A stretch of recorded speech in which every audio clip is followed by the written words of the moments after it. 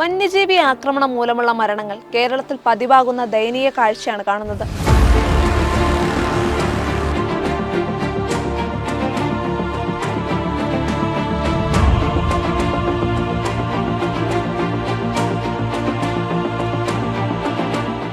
നിലവിൽ സംസ്ഥാന വനം വന്യജീവി വകുപ്പ് പുറത്തിറക്കിയ 2021-22 വർഷത്തെ ഫോറസ്റ്റ് സ്റ്റാറ്റിസ്റ്റിക്സ് പ്രകാരം കേരളത്തിൽ 213 കടുവകൾ ഉണ്ടെന്നാണ് സൂചിപ്പിക്കുന്നത്.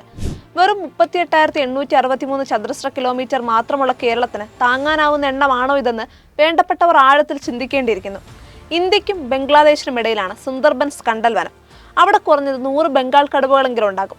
അവയിലേറെയും നരഭോജികളുമാണ്. വനത്തിന്റെ പരിസരങ്ങളിൽ ജീവിക്കുന്ന ആളുകൾ പ്രധാനമായി ആശ്രയിക്കുന്നതും ആ കാടുകളെ തന്നെയാണ്. അതുകൊണ്ട് തന്നെ ആളുകളെ സംബന്ധിച്ചിടത്തോളം ഓരോ ദിവസവും അതിജീവനത്തിന്റെ നീണ്ട പോരാട്ടമാണ്. എപ്പോൾ വേണമെങ്കിലും കടുവകളാൽ ആക്രമിക്കപ്പെടാം എന്ന പൂർണ്ണ ബോധ്യത്തോടെയാണ് അവർ ജീവിക്കുന്നത്.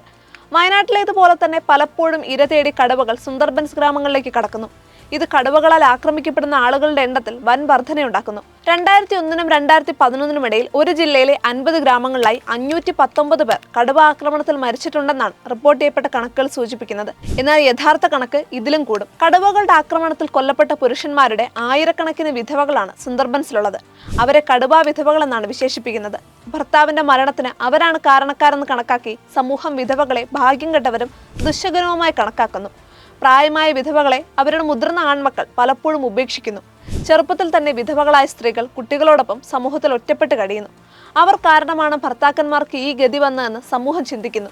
അതിനെ തുടർന്ന് അവർ സമൂഹത്തിന് മുന്നിൽ ഒറ്റപ്പെട്ടവരായി മാറുന്നു. നിലവിലെ കണക്കുകൾ അനുസരിച്ച് 3000-ഓളം കടുവാ വിധവകൾ സുന്ദർബൻസിലുണ്ടെന്നാണ് പറയുന്നത്. പ്രതിവർഷം 100-ഓളം പുതിയ കടുവാ വിധവകൾ ഉണ്ടാകുന്നുവെന്നും പഠനങ്ങൾ പറയുന്നു. സുന്ദർബൻസിൽ മുക്കുവരാണ് കൂടുതലായും ആക്രമിക്കപ്പെടുന്നത്. വനത്തിനകത്ത് വെച്ചാണ് ആക്രമണമെങ്കിൽ നഷ്ടപരിഹാരം പോലും ലഭിക്കില്ല. ഇനി കേരളത്തിലേക്ക് വന്നാൽ വയനാട്ടിലും ഇടുക്കിയിലും തോട്ടം മേഖലയിലാണ് സ്ഥിതി രൂക്ഷം. കാർഷിക വൃത്തിയിൽ ഏർപ്പെടുന്നവരാണ് കൂടുതലായും ആക്രമിക്കപ്പെടുന്നത്. വെറും 344.53 ചതുരശ്ര കിലോമീറ്ററാണ് വയനാട് വന്യജീവി സങ്കേതത്തിന്റെ വിസ്തൃതി. 2014-ൽ വേൾഡ് വൈൽഡ് ലൈഫ് ഫണ്ടും വനംവകുപ്പും ചേർന്ന് വയനാട് വന്യജീവി സങ്കേതത്തിൽ നടത്തിയ പഠനത്തിൽ 75 വലിയ കടുവകളെയും 3 കുഞ്ഞുങ്ങളെയും കണ്ടെത്തിയിരുന്നു. അതായത് 2014-ൽ ഒരു കടുവയ്ക്ക് 4.46 ചതുരശ്ര കിലോമീറ്റർ മാത്രമാണ് ഉണ്ടായിരുന്നത്. ഒരു കടുവയ്ക്ക് സ്വന്തം ടെറിട്ടറിയായി വേണ്ട സ്ഥലം ആൺകടുവയ്ക്ക് 70 മുതൽ 150 ചതുരശ്ര കിലോമീറ്ററും പെൺകടുവയ്ക്ക് 20 മുതൽ 60 ചതുരശ്ര കിലോമീറ്ററുമാണ്. വയനാട്ടിലെ കടുവ ആക്രമണങ്ങൾക്ക് പിന്നിലെ യഥാർത്ഥ കാരണം കടുവകളുടെ എണ്ണത്തിനനുസരിച്ച് വനവിസ്തൃതി ഇല്ല എന്നത് തന്നെയാണെന്ന് ഈ കണക്കുകൾ വ്യക്തമാക്കുന്നു. വനത്തിൽ ഉൾക്കൊള്ളാൻ കഴിയാവുന്നതിലധികം വന്യജീവികളുണ്ടെന്നും നമ്മുടെ കാടുകളിൽ ഇരയും ഇരപിടിയരും തമ്മിലുള്ള സന്തുലിതാവസ്ഥ പൂർണ്ണമായും നഷ്ടപ്പെട്ടിരിക്കുന്നുവെന്നും മനസ്സിലാക്കാം.